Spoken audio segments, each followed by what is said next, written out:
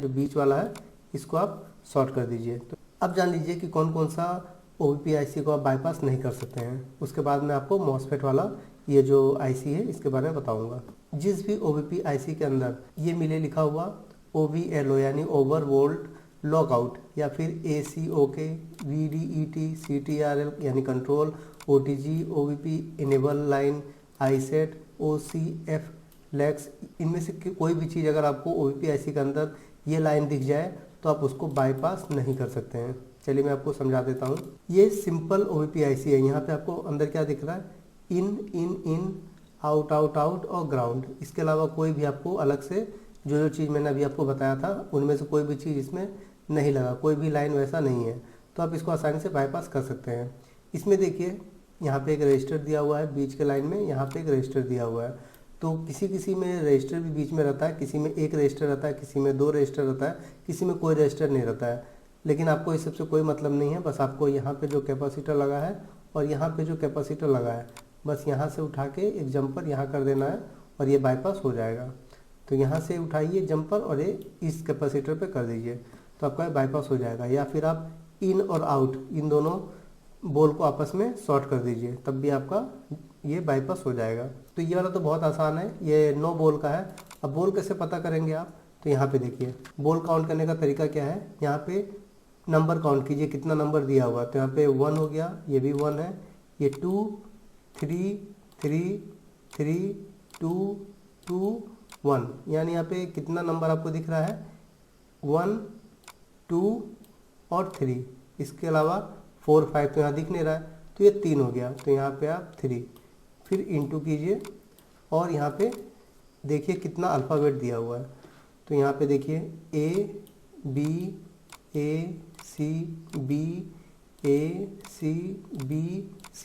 यानी AB और C, यहाँ पे 3 दिया हुआ है। तो 3 इंटू 3, 3 हो गया नंबर के लिए और 3 हो गया अल्फ़ाबेट के लिए।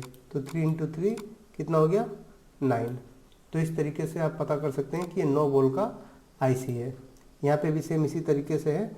जैसे यहाँ पे आप काउंट कर लीजिए तो 1 2 3 और 4, यहाँ पे 4 दिया हुआ है तो पहले हो गया 4, उसके बाद में इंटू, फिर यहाँ पे देखिए ABC यानी 3, तो 4 इंटू 3 कितना हो गया, 12। तो ये 12 वोल्ट का IC है। तो ये जो है 12 वोल्ट का IC है। तो इस तरीके से आप काउंट करके पता कर सकते हैं। ये वाला तो आप आसानी से बाईपास कर सकते हैं क्योंकि इसके अंदर लाइन नहीं है कि जो CPU से जुड़ा हो, तो इसको आसानी से आप बाईपास कर सकते हैं। लेकिन यहाँ पे देखिए, यहाँ पे आपको मिल जाएगा OVLO और ये देखिए ये लाइन जो है यहाँ से निकला हुआ है, तो इसलिए आप इसको बाईपास नहीं कर सकते हैं। इसको आपको रिप्लेस ही करना पड़ेगा।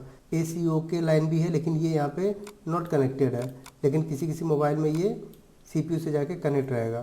तो यहाँ पे तो नहीं दिया हुआ, लेकिन एक यहाँ पे ये लाइन जो है ये निकला हुआ है, तो इसलिए आप इसको बाईपास नहीं कर सकते हैं। तो यहाँ पे अगर खाली इन होता और आउट होता और ग्राउंड होता तो आप बाईपास कर सकते थे। लेकिन यहाँ पे इनेबल लाइन भी दिया हुआ है, ACOK भी दिया हुआ है, OVLO भी दिया हुआ है, तो इनमें से अगर एक भी है तब भी आप बाईपास नहीं कर सकते हैं। और इसमें से 3 दिया हुआ है, जिसमें से एक तो चलिए नॉट कनेक्टेड है, लेकिन 2 तो आपका जुड़ा हुआ है, तो इसीलिए आप इसको बाईपास नहीं कर सकते हैं।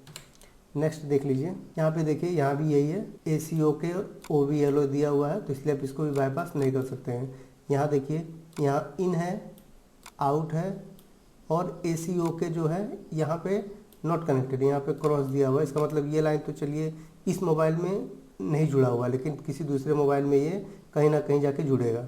और यहाँ पे फिर से यही OVLO दिया हुआ है और यहाँ पे इनेबल भी दिया हुआ है। तो ये वाला अगर दिया है तो इसका मतलब कि आप इसको बाईपास नहीं कर सकते हैं। इनेबल लाइन भी है इसलिए इसको भी बाईपास नहीं कर सकते हैं। जिस OBP IC में आपको ये सब देखने को मिले उसको आप बाईपास नहीं कर सकते हैं, उसको आपको उसी तरह का OBP IC आपको इसमें लगाना पड़ेगा।